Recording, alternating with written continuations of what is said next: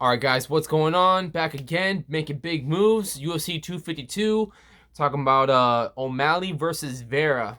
So first up, we'll talk about Sean. Honestly, I'm sure plenty of you, all of you, have heard a lot about Sean recently, man. Like he's definitely on the up and up. He's definitely a star, in the making already. Whatever. He's got a pretty big fan base. A lot of people have been talking to him.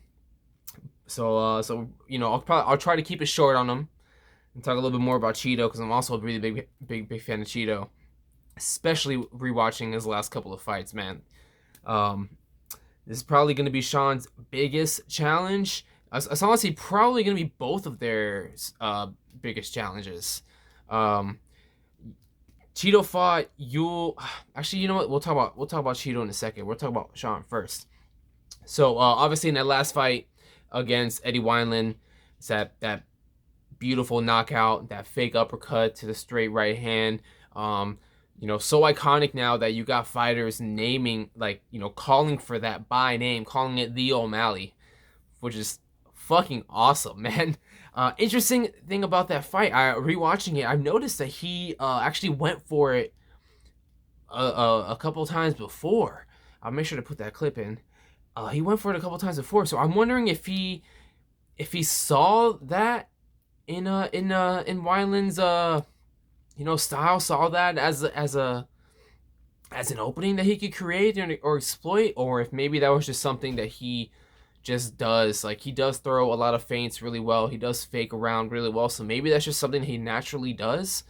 We'll definitely have to keep an eye out for that in other fights. I haven't seen him necessarily go for that in a previous fight, only against Eddie, at least that blatantly. And obviously he found success with it. Like once it landed, he knew immediately, well, that's over. So maybe he did plan that.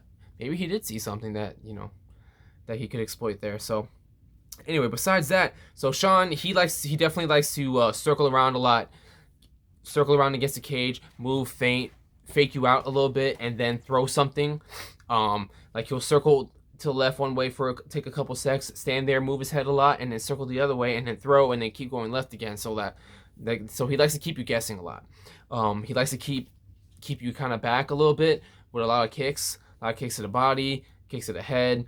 Doesn't throw a whole lot of leg kicks, but he does mix up those kicks well enough to kind of keep you guessing and to keep you back, keep you at range. Another thing that I like, when he throws, you can almost tell that he knows where the punch is going. He's aiming his shots, and he aims them very well. And in that fight, when after that 2-year layoff, which was probably the best fucking thing that could have ever happened to him, take 2 years off to just sharpen the skills, get better. Like, you're already in the UFC now.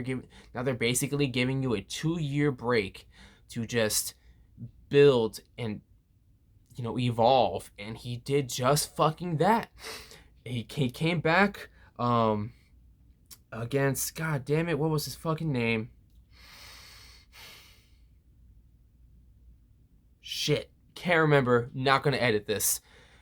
He came back in that first fight against whatever the fuck his name was. Sorry, man, really am.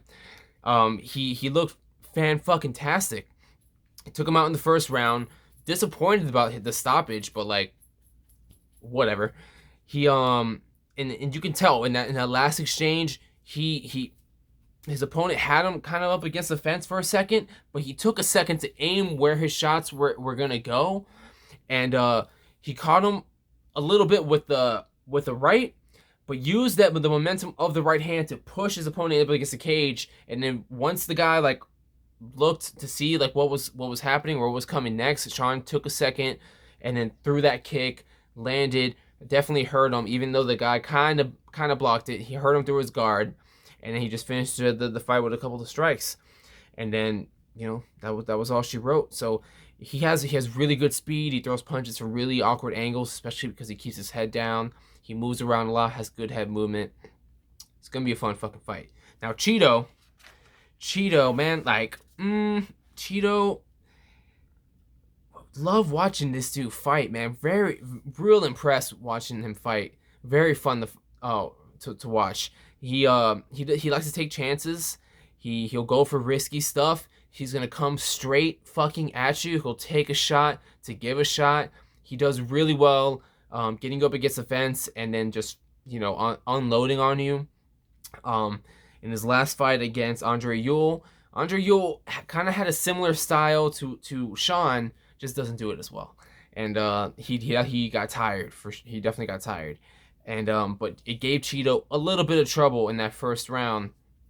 Just because it kind of, he kind of kept same deal, kind of kept his hands down and threw punches from awkward angles, caught Cheeto just a few times. But once Cheeto was able to stay aggressive and get Ewell against the fence, that's where he really shined.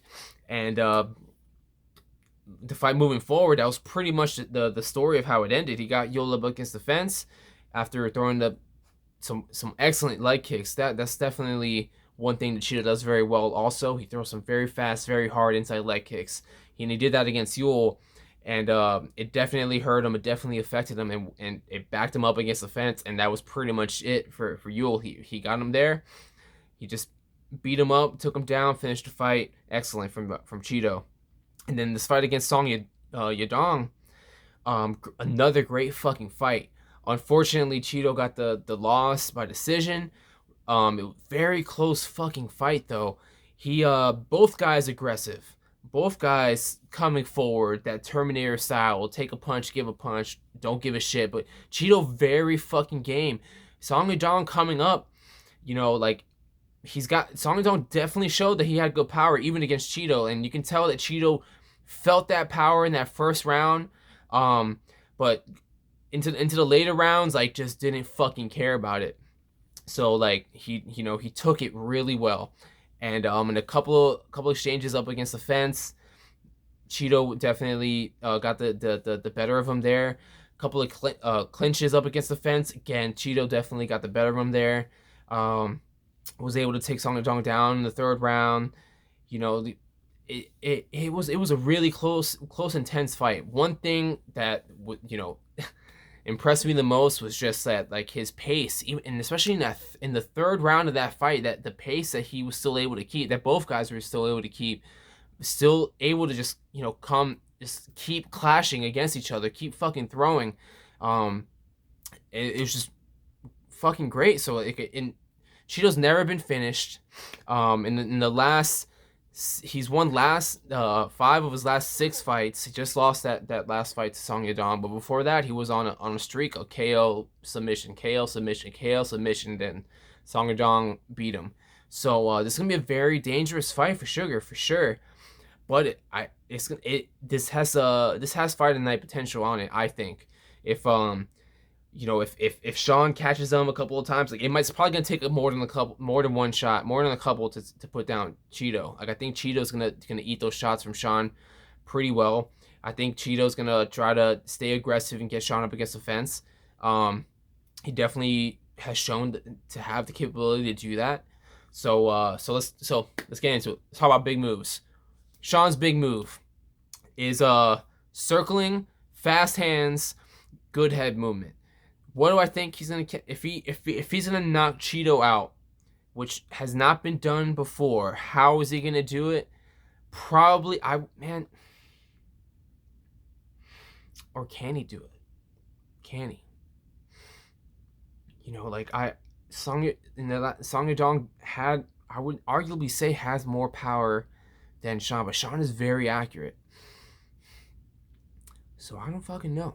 So Sean's big move here is probably gonna be circling around the outside, keeping Cheeto away as best he can, and avoiding the fucking leg kicks.